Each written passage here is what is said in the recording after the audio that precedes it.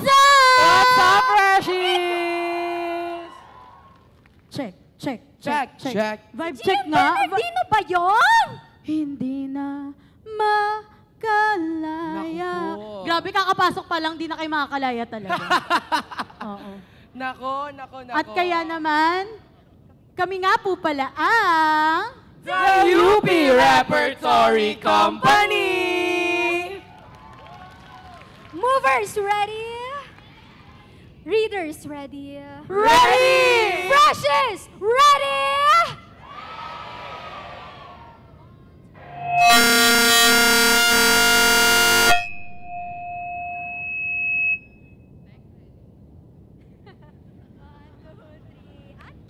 Bilang pagpupugay sa mga bagong iskolar ng Bayan ngayong Freshie Orientation Program, inihahandog ng The UP Repertory Company ang isang tulado lang pinamagatang... Ang piyesang ito ay para sa mga bagong Jisko at Jiska. Nakajosok naman sila.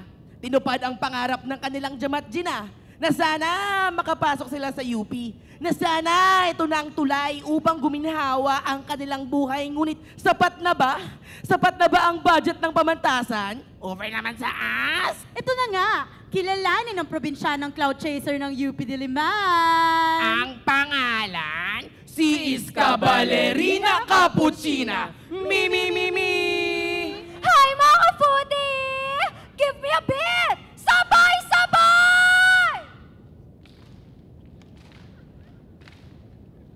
Sino dito excited na sa UP? UP? Sino ba ang may-ari ng UP? UP? Bakit may power max sa UP? UP? Charis! Fresh pa ba ang lahat? And because fresh talaga kayo, andito na ang fresh na news, right? Balitang international! CEO, nahuli kam kasama ang kalaguyong sekretary, bilyonaryo, pistado! Balitang lokal! Tunghayan natin ang pahayag ni Sarah D. sa kanyang impeachment. Bakit ninyong lahat? Martin Romualdez, Lisa Marcos, Bongbong Marcos! Balitang kalikasan. Tarantadong kalbo, Este Ramon ang may solusyon na raw sa baha ng Maynila. Zoom na ang problema sa baha. Idaan na lang natin yan sa Sun, Miglight at Pares na yan. Balitang politika.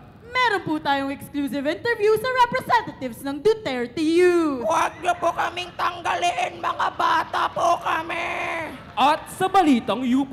UP joggers versus upcut takers. Sino masangat? Sinong masikat? Simula na naman ang bagong academic year. Simula na rin ang adventures ng mga bagong iskot-iska. Kaya naman mula sa lugar na medyo far away, kilalanin ang probinsyana queen natin na si... Hello guys! Ako nga pala si Isabel, Courtney Bernadette, Rina Sawaya, Manaya, Caroline Perez, Chini Namaste, Mia Mirasol Miranda, Iska Ballerina, Cappuccina, Mi, no lang for short, Rina na lang for shortest. I just want to tell you the time when I passed out cat! Naka-open ang laptop ni Rina na nag-on lang kapag nakasaksak. Blind reacting to my OPCAT results! OMG! Nakapasa ako! BS Physics, major in lato-lato, minor pogi hunting! Inopen agad ni Rina ang UP Diliman Housing Portal para makahanap ng mumurahing matitirhan. Pero isang mura lang ang nasabi niya. Shit! Ang mahal! Magdo-dorm na nga lang ako sa UP. Sana makakuha ng slot. I-check ni Rina ang academic calendar upang tingnan ang kailangan niyang gawin. Ano ba tong pehan na to? Di ko get some scad! Mapagdedesisyonan ni Rina na bumiyahe at magstay na lang sa UP hanggang magsimula ang bagong academic year.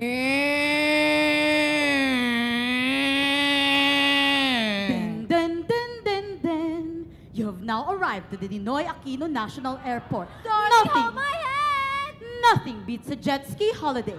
And right now, you can save Tatay Digong from prison. That's 200 pesos for a family of 4. Tilalit! I'm a little butterfly! Nak, nakapag-settle ka na ba dyan sa Luzon? Sorry, gipit lang sa eatery ngayon kaya di makapagpadala si Mama. Okay lang, Mom. May natira pa naman sa pinadala mo sa akin sa airport. Mama, wag mo ako palo, ah! Over naman, sige bye. Ganto pala sa UP. Maingay, mausok, puno ng pangarap. Pero buti na lang may natips akong nakakuha sa Reddit at sa Discord server. Tip number 1. Magdasal sa mga Diyos ng CRS at baka mabigyan na BE na scuba diving. Tip number 2. Huwag kalimutan magsuot ng sablay lanyard para sa clout. Tip number 3. Huwag pinturahan ang 10 utos ng UPTC kasi hindi na namin siya nagagamit sa F1 na to. Tip number 4. Kumain ng gusto at uminom ng tubig. Love, nikaon na ka love. Tip number 5. Makipagkaibigan sa komunidad ng UP, sa mga manininda, sa mga staff, sa mga gwardya, dahil ang kabataan ang pag-asa ng bayan. Okay na to. Sinantabi ni Rina ang kanyang nag-overheat na laptop, uminom ng tubig, nagpatugtog ng kantang uso sa TikTok at natulog na. Lumipas sa mga araw, Hi, araw! lumipas sa mga gabi. Hi, gabi! Ang laki mo na! Ang ating bida ay ready ng rumampa sa eskwela, pero bago makijoin sa mga kapwa freshie, bumisita muna siya sa UP. Hello, Yupi! Diyos ko, noon pangarap lang kita. Ngayon nasa harap na kita. Wow, ang daming sasakyan sa UP, pero kulang sa pedestrian. Nakakainis naman dito. Pupunta si Rina sa Sunken Garden upang pag-isipan ng mga bagay-bagay. At sa kanyang pagmumuni, nakarinig siya ng mga scholar na nagchichikahan. Uy, balita ko meron ng Freshie Orientation Program ang UP. Si Rina ay nabuhayan dahil kanyang naalala ang Freshie Orientation Program na kanyang inaabangan. Si Rina ay di nagpakabog. Wow! Ang daming tao rito! Ang daming FST!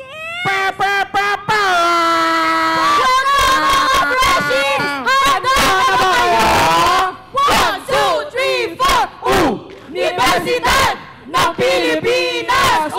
Universidad ng Pilipinas! Mayayaman! Maraming konyo!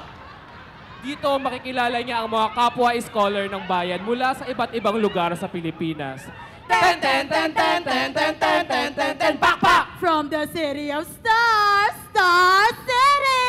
Ten, ten, ten, ten, ten, ten, ten, ten, ten, ten, pakpak! Hoy, ano nangyari sa shorts mo? Nabotas! Ten, ten, ten, ten, ten, ten, ten, ten, ten, ten, pakpak! Uy, hindi nag-shave, Laguna! Te, huwag mong ipakita! Tacloban! Ten, ten, ten, ten, ten, ten, ten, ten, ten, ten, pakpak! O ito, tapos na. Manonood ang ating bida at ang kanyang newfound friends sa mga performances ng iba't ibang student organization si UP. Sila'y sayang-sayang ngunit isa lang ang tumatak para sa kanila. Join UP! Diyos ko, husay talaga ng UP Rep! Galing! Anyways, guys, kain tayo sa area 2! Trying Area 2 food! Run, run, run! Chicken City, gnarly! Iskumay, gnarly! Enriquez, gnarly! Power Rangers, gang, gang, gang! Bakit may mall dito? At 99 pesos pinakamura? 100 lang ang budget ko. Wala na bang mura? Dami pa rito dati sa UP Shopping Center. Pero nung nasunog siya, na-displace na lahat ng manininda. Pinangakuan naman sila na ibabalik naman yung shopping center. Pero lumipas ang ilang taon, naging mall ang mamahal pa ng renta. Sus ko lang! Tangkin ang ina mo! Holy shakies! Mas kipit pa pala ang mga eatery dito kaysa probinsya. Pansit Kanto na nga lang. Pagkatapos kumain ay pumunta ng PE class si Rina at mag-jogging siya sa kahabaan ng Akad Oval kasama ang mga classmates niyang graduating. Freshie ka ba? Opo, ate! I see. I can feel the enthusiasm. Salamat, ate! Alam mo, prinirog ko lang yung slot ko rito. Kahit yung dorm set ko sa Mulabi, niyakan ko pa yun kasi hindi ako nabigyan. Grabe po, ate! Habang nagja-jogging, mapapadaan sila sa isang construction site na di na matandaan ng UP, ang Cal Faculty Center. Ate, where are we? Yan ang Cal Faculty Center. 8 years na since nasunog 8 yan. years ka na rito? Hoy, hindi 7 years lang. Kaya kulang-kulang ang slots dito sa GE eh. Hindi nakapokus sa importanteng mga infrastructures. Nauna pa yung lintik na dilimol na yan. Pagkarating sa Sunken ay makakasalubong nila ang kanilang friend. Maglalabas sila ng mga dinadamdam sa pamantasan. May mga dadaan na magbebenta ng Graham Balls. Graham Balls! 10 pesos lang! Ate, how much po? Wag na nga. So mga guys, kamusta ang Freshie life? Midterms na oh! Na-realize ko talaga, John, na hindi naman ganun ka-glorious ang UP. Akala ko rati, gold na gold ng UP, especially Diliman. Kasi dito nanggaling ang mga good shit. Anya? Yeah. Ang libreng tuition lang ang paraan kong makapag-aral sa kolehiyo. Ngunit pinagbabayaran ng paghihirap ng mga estudyante. Kawalan ng espasyo, kakulangan sa units. Pero dito rin ako namulat. Dito ako nabuksan ang aking mga mata upang magingay. Kasi kung walang sisigaw, sino? Kung hindi ngayon, kailan? At marirealize mo along the way na di ka nag-iisa. Kasama mo ang mga manininda, mga gwardya, mga propesor, upang ikampanya ang mga karapatan natin bilang estudyante, bilang mga tao. Hanggang ngayon, talamak pa rin ang mga isyong nagpapahirap sa komunidad ng UP.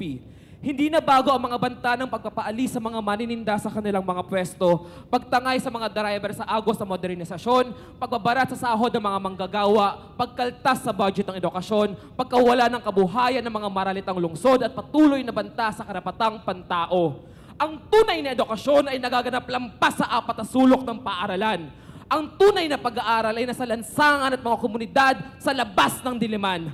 Masdan ang iskolar ng bayan, hindi hiwalay sa karaniwang mamamayan. Nilulumpo ng matinding hamon ng lipunan, nilulugmok, pinagkakaitan, pilit na pinahihirapan. Masdan ang iskolar ng bayan, ipinapanawagan at ipinaglalaban. Kaligtasan, kabuhayan at karapatan. Libre, siyentipiko, kalidad, aksesible at makamasang edukasyon para sa lahat.